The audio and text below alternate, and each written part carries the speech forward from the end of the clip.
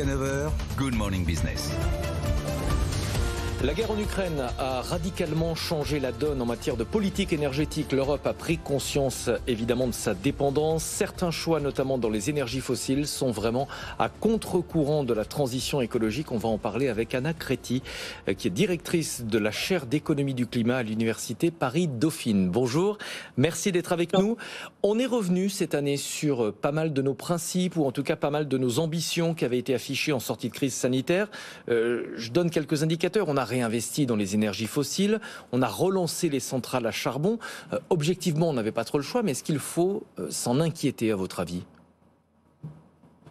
Il s'agit de décisions qui a été là, disons, pour contrer les effets des sanctions et donc des contre-sanctions que la Russie a prises et qui montrent à quel point, effectivement, notre économie n'avait pas pris les chemins de la transition énergétique, contrairement à tout ce qui était écrit dans les documents et en particulier tout ce qui avait été décidé après l'accord de Paris.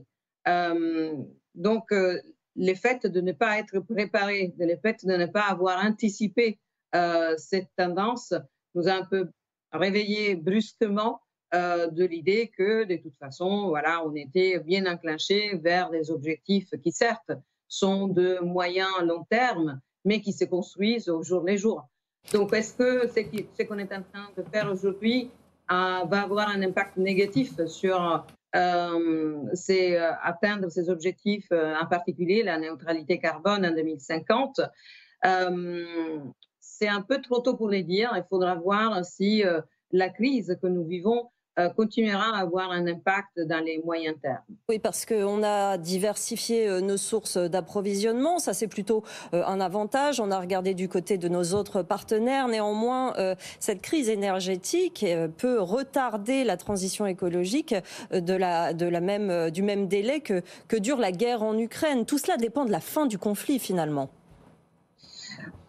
Dépend de la fin du conflit et en même temps du fait qu'on a structurellement un secteur énergétique qui utilise le gaz et qui a dû, même, comme vous l'avez souligné, remettre un peu en question la sortie du charbon, qui était quand même l'élément fondamental et peut-être le premier vrai acquis des politiques pour la transition jusqu'à présent.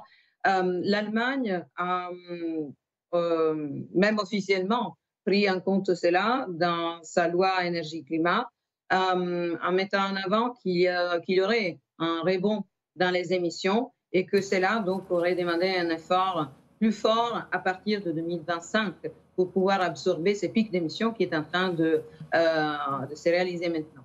Afin de compenser l'absence du gaz russe, la France importe massivement du gaz des États-Unis. C'est du gaz de schiste pour l'essentiel.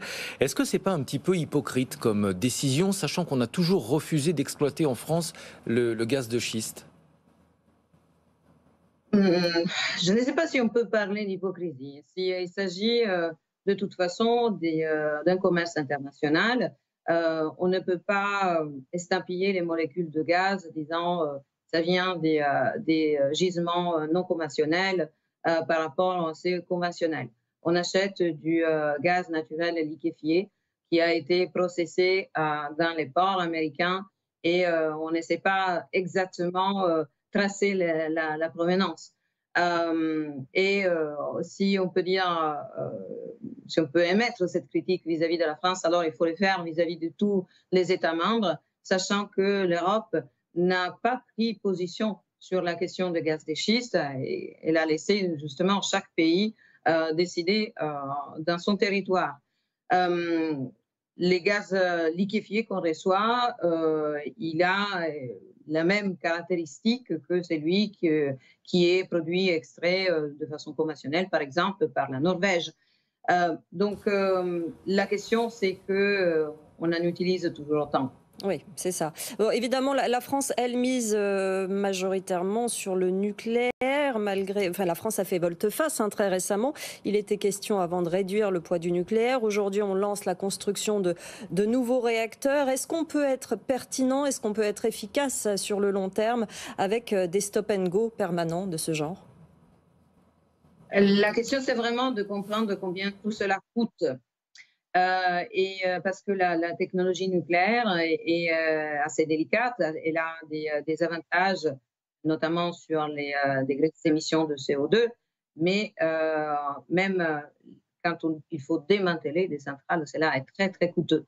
Je pense qu'il y a un déséquilibre entre la cohérence euh, disons des décisions qui ont été prises historiquement à partir du Grenelle de l'environnement et les nouveaux défis posés par les technologies nucléaires. Il y a quand même quelque chose qui est au milieu du fait que la disponibilité des centrales aujourd'hui, pendant cet hiver, n'est pas au rendez-vous, même si on progresse de ce point de vue-là.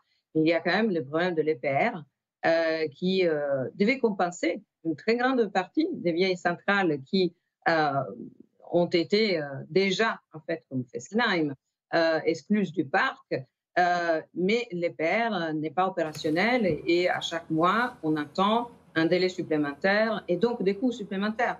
Donc, les technologies nucléaires comportent aujourd'hui encore des incertitudes et des coûts très élevés. Et on peut se poser la question si cela est en phase avec une transition énergétique, comme vous le soulignez, efficace. Sur la transition, justement, l'accord de Paris prévoit que les énergies renouvelables deviennent la première source de production d'électricité. Est-ce que c'est réaliste ou est-ce qu'on en est aujourd'hui? Il y a des pays qui ont déjà atteint ces types de production décarbonée. Certes, c'est des pays, entre guillemets, petits, comme le Danemark, et qui utilisent aussi le potentiel hydroélectrique des pays voisins. Donc, c'est vrai qu'on ne peut pas généraliser certains exemples. Et la transition énergétique, ça s'appelle justement transition, non pas révolution, parce qu'on a cette question du mix énergétique qui est un héritage historique et qu'il faut transformer.